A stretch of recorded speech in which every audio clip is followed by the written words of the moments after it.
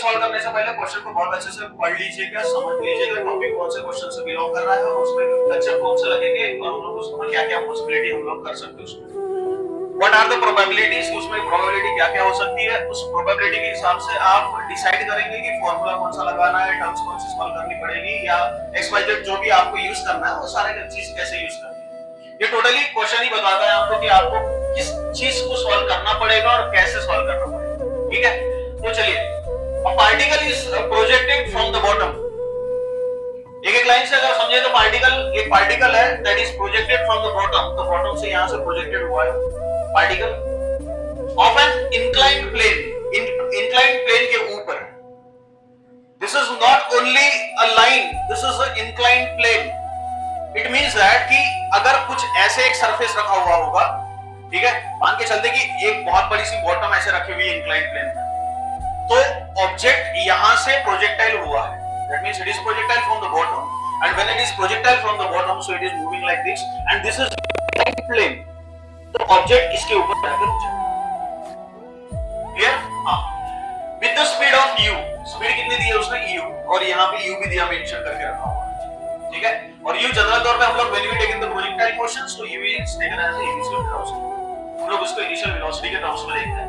अब यहाँ से एक बात और बता दो कि ये जो u है, ये क्वेश्चन में हम लोग ने u लिया है, कई बार इसको चेंज करके v नॉट भी दिया जाता है, ठीक है, जैसे हम लोग अगर प्रीवियस वाले सिलेबस की अगर बात करें तो ये क्वेश्चन एज इट इज था और ये क्वेश्चन एज इट इज होने के बाद में ये u is replace by v not.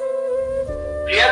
या अदरवाइज इसको v से भी डिनोट करते हैं या अदरवाइज c से भी डिनोट करते हैं, तो डिपेंडिंग अपॉन द क्वेश्चंस। तो अगर यहाँ c होगा तो आप इक्वेशन c के लिए बनाएंगे, यहाँ अगर इक्वेशन में v नॉट होगा तो इक्वेशन आप v नॉट के लिए बनाएंगे, ठीक है, तो इक्वेशन यहाँ u है तो हम लोग इक्वेशन u के लिए सॉल्व करेंगे। ठीक, तो वेलोसिटी कितनी चल रही है, u चल रही है, and it is projected from the bottom, and when it is projected from the bottom, so it is placed on the inclined plane at the point of a। ठीक है, पॉइंट a के ऊपर आके रुक गया है at an angle of theta, और angle कितना बना दिया उसने, theta. So where theta is the angle, ये एंगल है थीटा, लेकिन एंगल थीटा किसके बीच में है, ये point of projection, that means direction of projection, और जो हॉरिजॉन्टल सरफेस हम लोग ने लिया हुआ है x, उनके बीच का एंगल है, that is theta. And where phi is an angle, this is phi, where phi is an angle between this inclined plane with the horizontal के साथ में ये एंगल phi है, ठीक है। थीटा ये प्रोजेक्शन से with the horizontal, this is angle theta, and this is phi is angle between this is inclined plane with the horizontal, इन दोनों के बीच का एंगल ये थीटा है, ठीक है। चलिए सामने with the horizontal, the inclined plane makes an angle of phi, और फिर से वही बात बताई मैंने अभी थोड़ी देर पहले कि ये inclined plane makes an angle of phi बना रहा है, ठीक है, और ये phi उसने कंडीशन दी है, that is phi is less than theta। phi कितना दिया है, less than theta, phi less than theta दिया हुआ है, मतलब ये जो वैल्यू है, so this is the angle of phi, that should be a less than angle of theta। ठीक, सामने चलते फिर से with the horizontal, find the expression for, मतलब एक्सप्रेशन मेरे को कैलकुलेट करना है, find the expression for the range of the particle।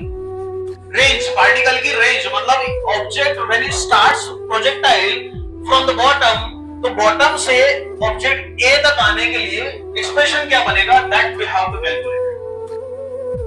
That means find an expression for range। Expression मेरे को रेंज की बनानी है, और यहाँ पे रेंज देख, यहाँ से लेकर के यहाँ तक ऑब्जेक्ट अगर आया है तो ये हमारी रेंज हो जाएगी, because we are taking the range from the point of projection and the ending point of projection, so that means O to A, अगर लो O to A, so that means this is my range, this is called as range।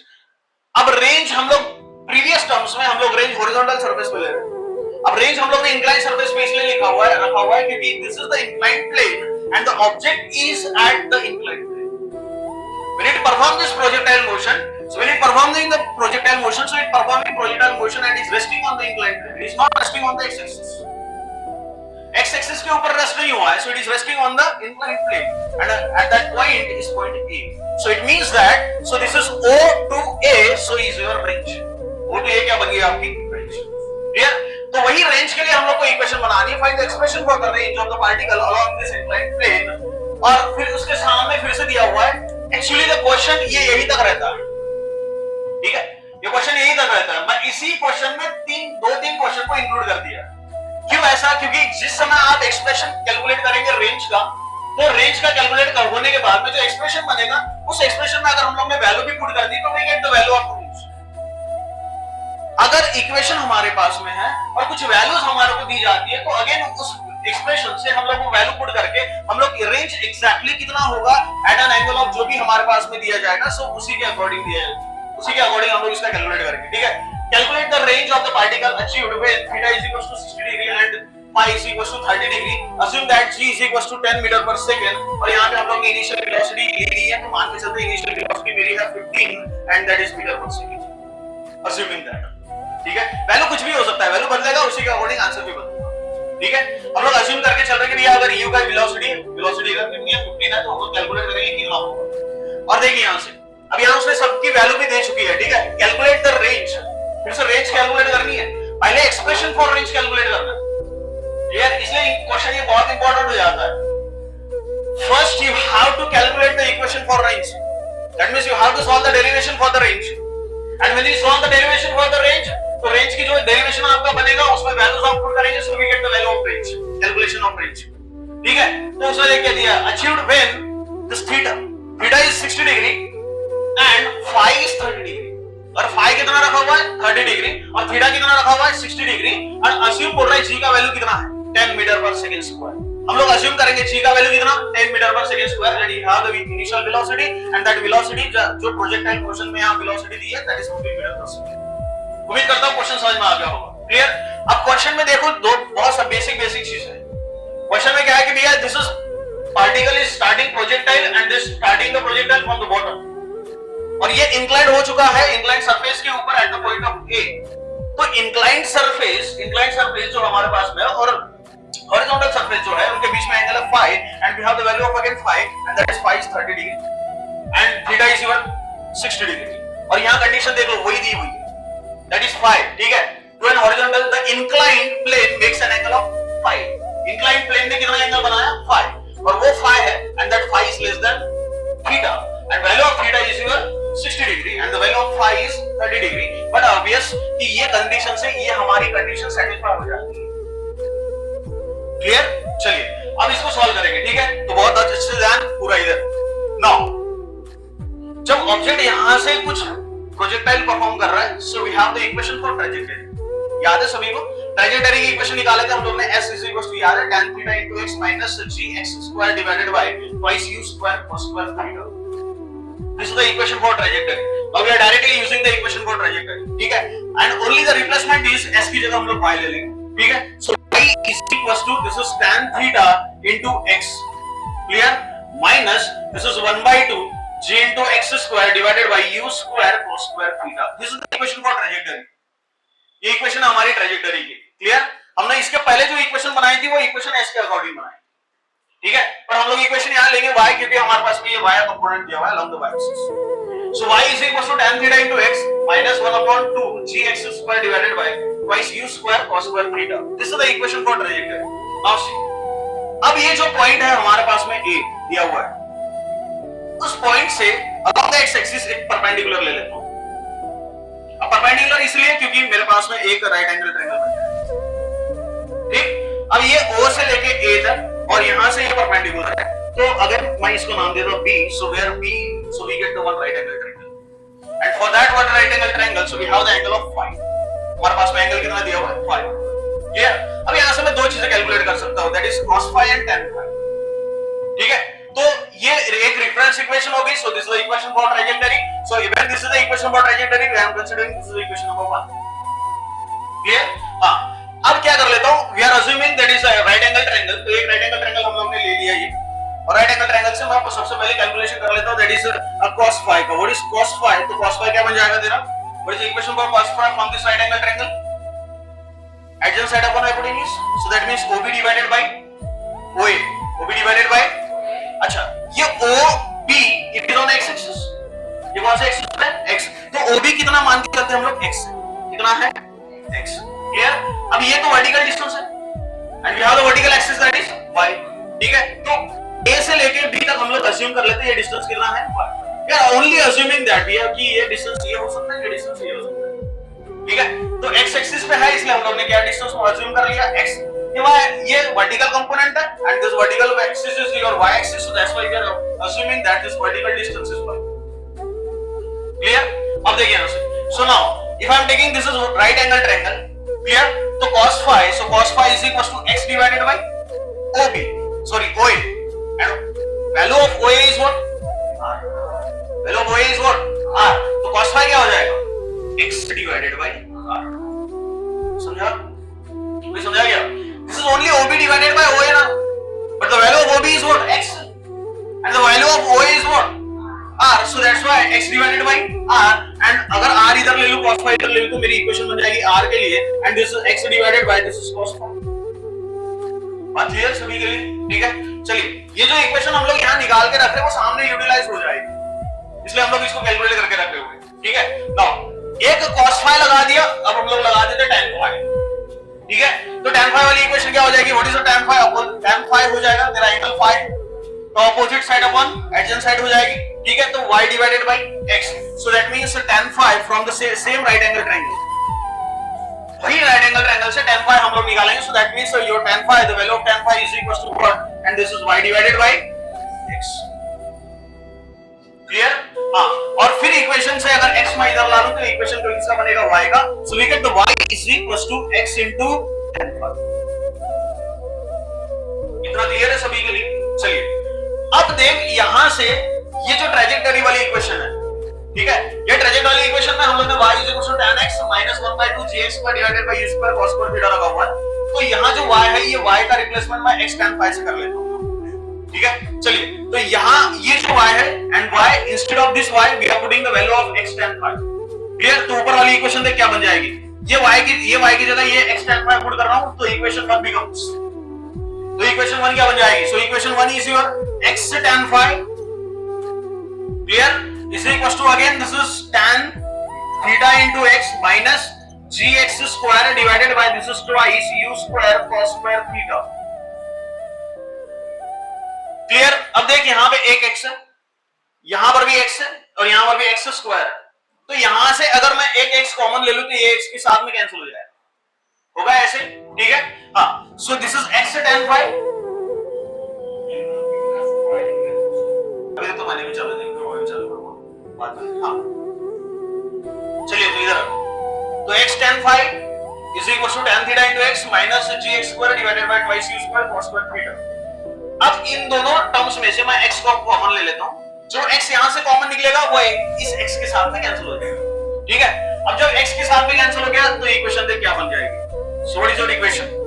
So tan phi, ठीक है, ये x तो cancel हो गया, इधर से ये x कैंसिल हो गया, इसी को बचेगा तेरा tan theta माइनस यहां से x स्क्वायर है, एक x गायब हो गया तो बच गया तेरा पास में gx. So this is gx divided by u square twice u square cos square theta. Clear? हां, अब क्या कर लेते हैं हम लोग, ये माइनस वाली टर्म इधर ले लेते हैं और ये tan phi को मैं इधर लेके चलता हूं.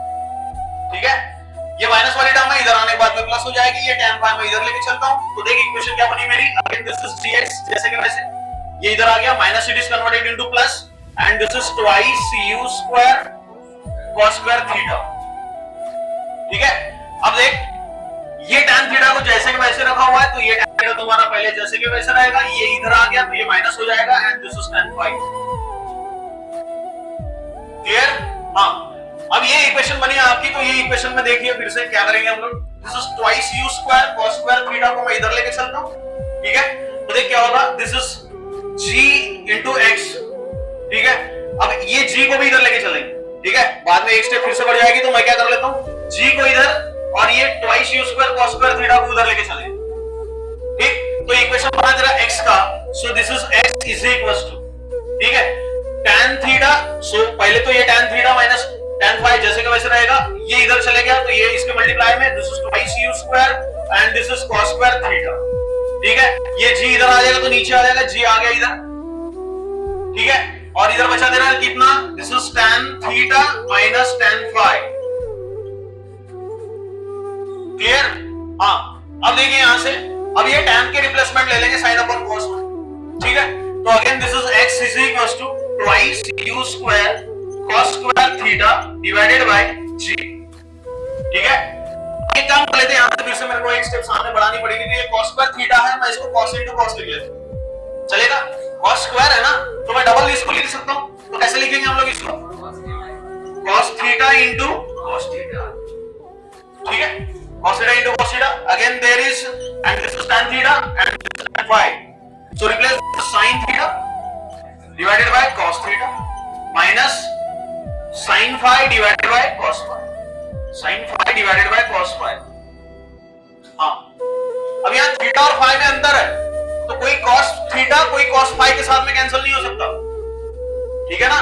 Because we have the different value for phi and theta, तो यहाँ कोई cos थीटा के साथ में कोई cos phi कैंसिल नहीं होगा, cos थीटा के साथ में कैंसिल होगा।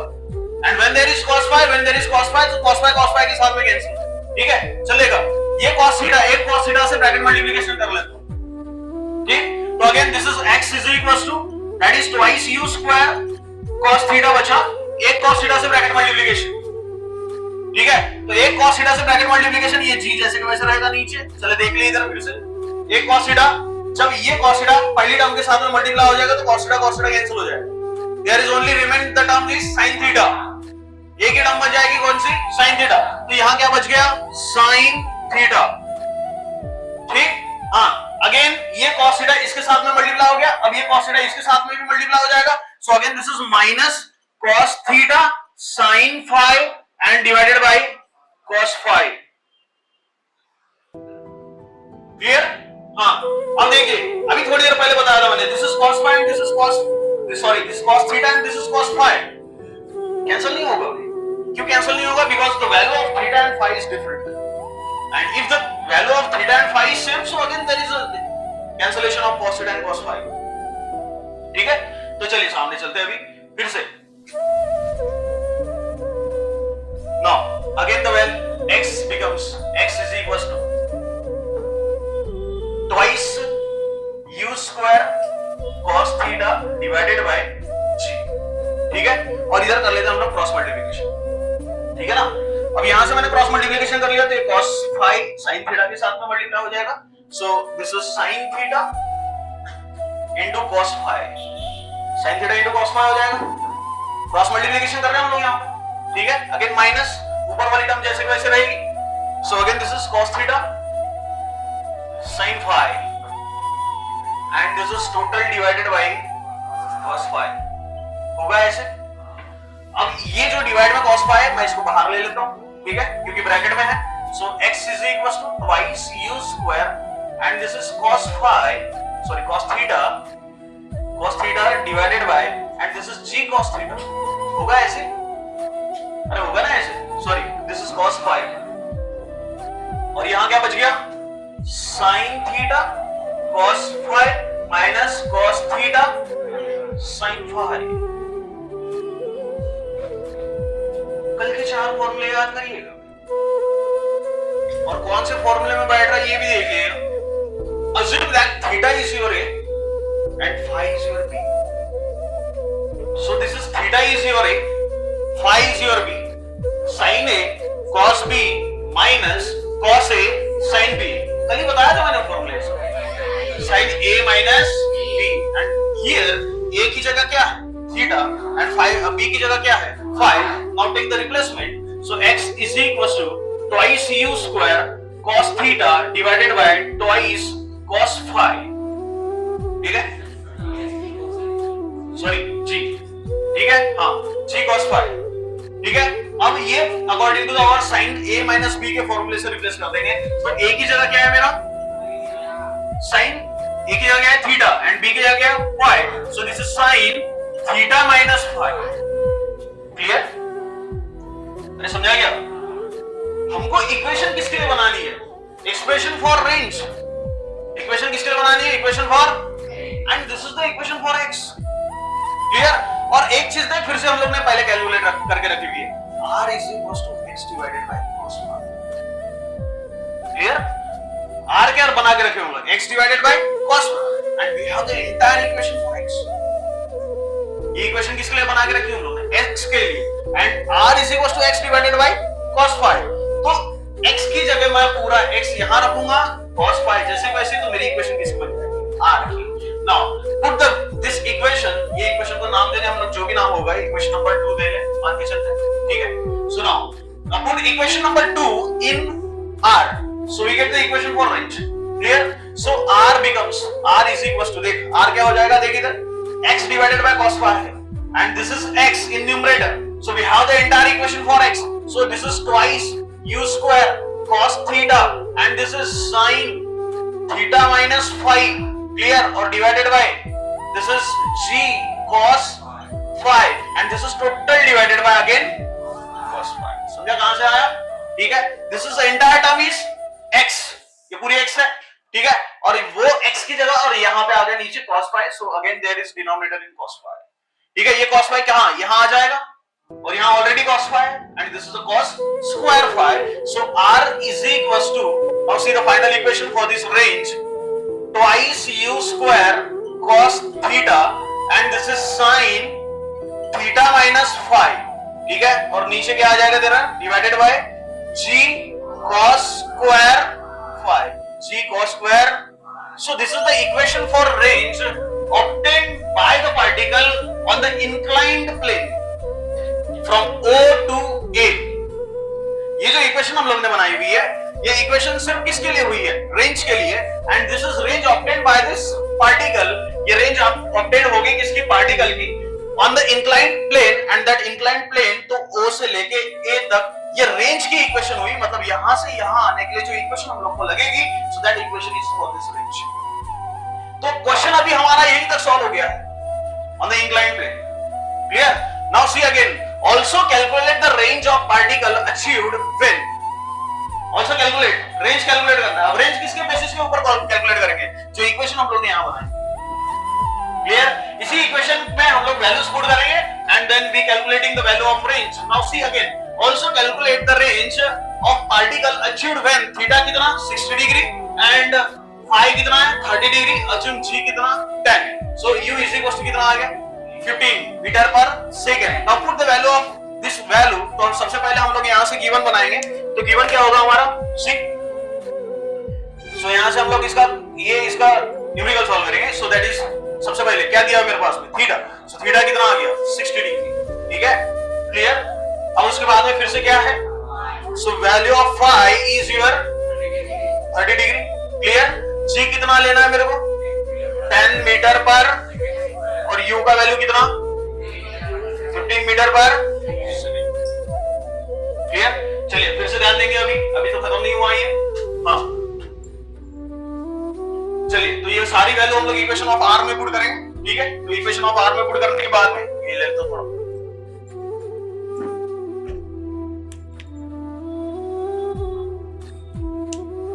हाँ चलिए, सो आर इज इक्वल्स टू, ठीक है, ट्वाइस, टू जैसे के वैसे, यू स्क्वायर 15, डायरेक्ट पुट करें चले, ठीक है। व्हाट इज स्क्वायर ऑफ 15, हाँ 2, अबे दिस इज 225, ठीक है, हाँ, मल्टीप्लाइड बाय cos थीटा,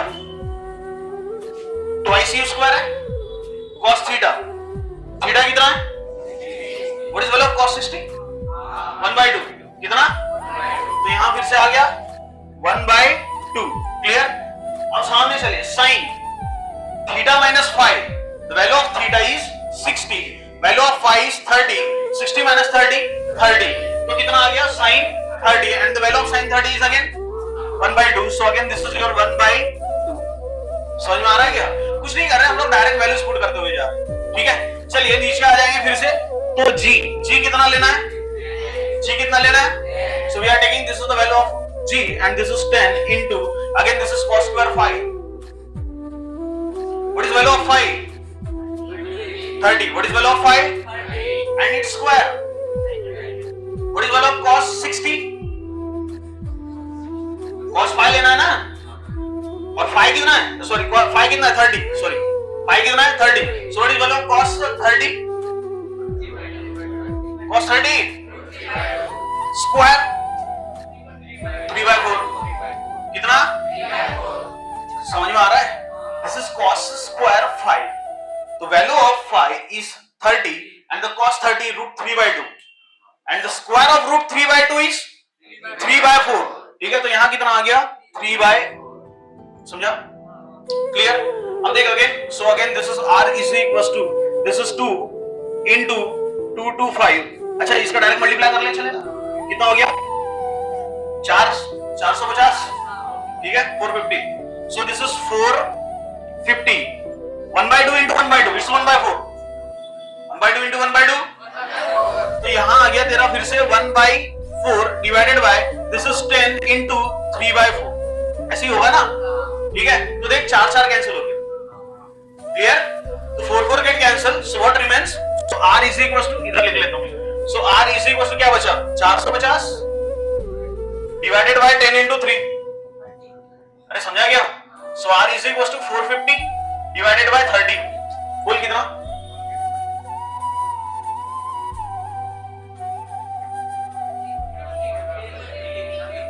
कितना? पक्का? So the value of r is equal to 15. So this is your entire